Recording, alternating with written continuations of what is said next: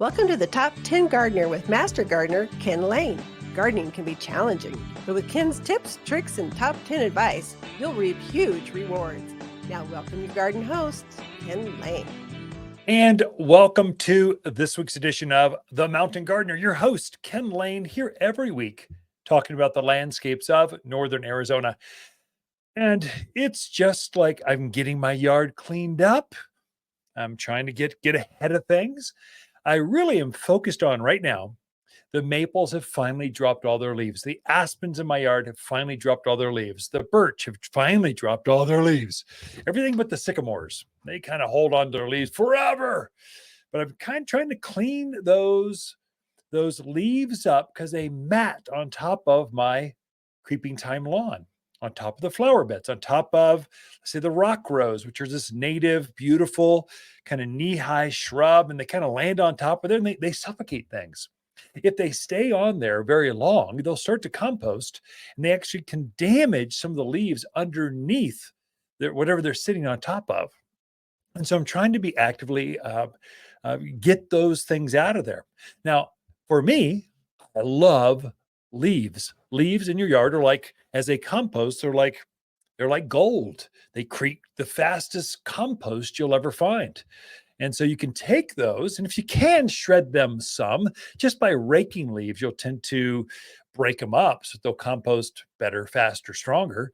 But if you could add those directly to a compost pile, and they'll break down by spring pretty quickly. For me, I like to actually add them to my compost pile, but I've got so many of them that I'll spread them out across the flower beds. Like I'll rake them up, get them off my, let's say, the lawn, and I'll try to break them up, shred them up some, and then I put them around my roses, around my flower beds, around my, not on top of, but around. And as they compost, they work their way into the soil. It does two things for me. The worms really like organic matter. They like to have that kind of lighter, not quite composted type of foliage on top of the gardens. They'll be up there actually digesting that kind of stuff. They'll help you break it down faster.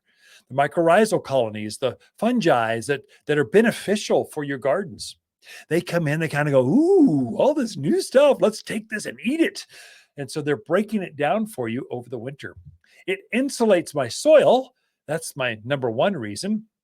It keeps my soil from freezing and thawing. They call it heaving. So as your garden soils freeze, they're going to expand. So as water freezes, it expands, and then it thaws during the day.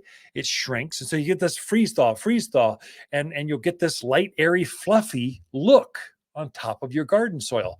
That is terrible for the roots of your plants. They really don't like that. It breaks up that top 3-4 inches of roots that were there. It destroys them.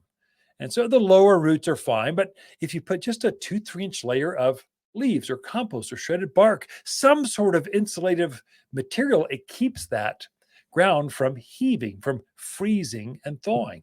It's a game changer in your gardens. So it's good for the worms. It's good for your beneficial. It breaks down and kind of adds to your garden soils. Then it keeps things from freezing.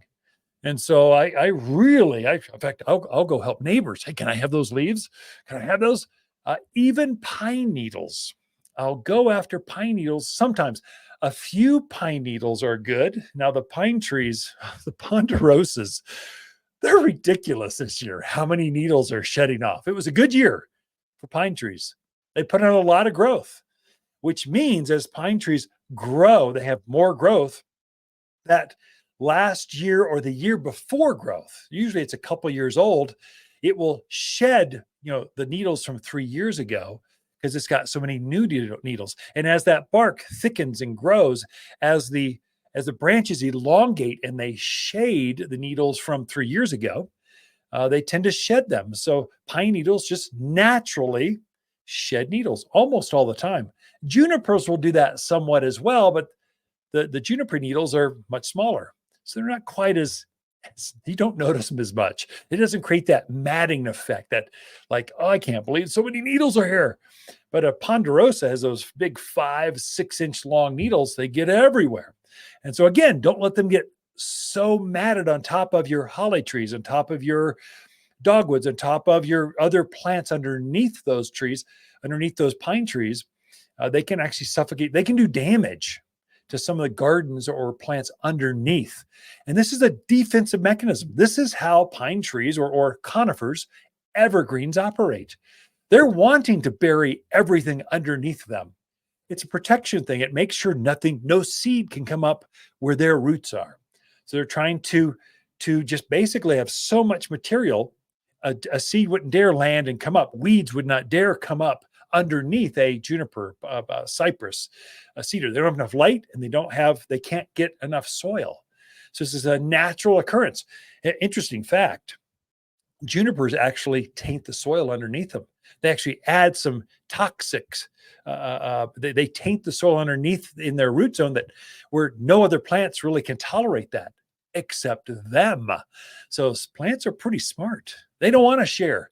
This is my space. You grow over there. I'm going to grow over here, and we'll all be happy together. But if you try to have your little seedlings come over here, I'm going to suffocate them. It's a natural occurrence.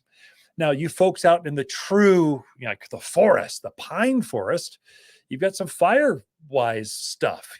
A few needles are good for your gardens. It keeps the roots from drying out, keeps the trees from drying out, and you want moist trees, or they become a fire danger. But you don't want so many needles that the fire can just race across your yard and catch everything on fire during a wildfire problem. And so usually I'll tell folks, rake up most of the needles, clean things up. It's good for your plants underneath, and it reduces your fuel load, is what they call it, the amount of stuff that can burn. But keep some on there. Keep a good 2-3 inch layer underneath the roots, protecting the roots of that pine tree, because it's unhealthy. They naturally want to protect themselves with some cover. Again, it keeps that soil from freezing, keeps the soil from drying out, keeps seedlings from coming in and invading their root structures. It keeps that plant healthier if you can do that. So some needles are good. So again, I'm one of those. If I'm down in a neighborhood, someone's cleaning up their yard from all the pine trees, I'll go, can I have those trash bags full of pine needles? Because I don't have enough. I need some more pine mulch. Actually, some parts of the country, they sell bales of pine mulch because it's so good.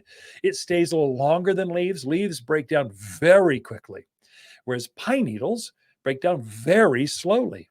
So you really never till or turn in pine needles into your soils. They break down so slowly. They're not going to do any real benefit for you. They almost do more detriment. And so keep them as a top dressing, a 2-3 inch layer around the gardens, around your roses. They're underneath your trees, your lilacs. They will love that stuff. So needles, the title of this segment is, Are autumn leaves good or bad for your gardens in fall? And the answer is they're very good, as long as you control them. Pine needles are very good as long as you control them. You don't have so many to start matting up and then suffocating or damaging the plants underneath. The days are pretty short right now, and plants are feeling it. And so if they're covered up with a few leaves for just a week or two, they're going, oh my gosh, I just need some sunshine. I need to be out in the sun. I'm cold. I need a nice tan out here in the yard, because the days aren't, and if the leaves are there, they can't get tanned enough or create enough photosynthesis to keep them healthy. So they get this yellow hue to them. And once they get yellow, they kind of stay that way for the rest of winter until spring, till the days get longer. And then they come out of it and they green up and they're just fine. But keep some of that stuff raked up. I think pretty much we're over fall, autumn. Next week is winter, official start. The winter solstice starts. It's the shortest day of the year. Plants are going to feel it. So help them by cleaning those leaves up and then reusing those and spreading them out in other parts of the garden where even your birds, they're going to love to peck around through there, looking at it. It keeps them warm. They can find food sources because it's attracting the worms underneath that layer of leaves. So yes, leaves and needles are good for your gardens as long as they're in the right spot. Be right back with more information right after this. For luxurious evergreens in the yard, look no further than Waters. We have a luscious selection of evergreens that look their best in winter, so you can enjoy a beautiful landscape no matter the cold. Locally grown for stunning appearance and ability to thrive in cold weather. Perfect for that touch of luxury your neighbors are sure to be jealous of.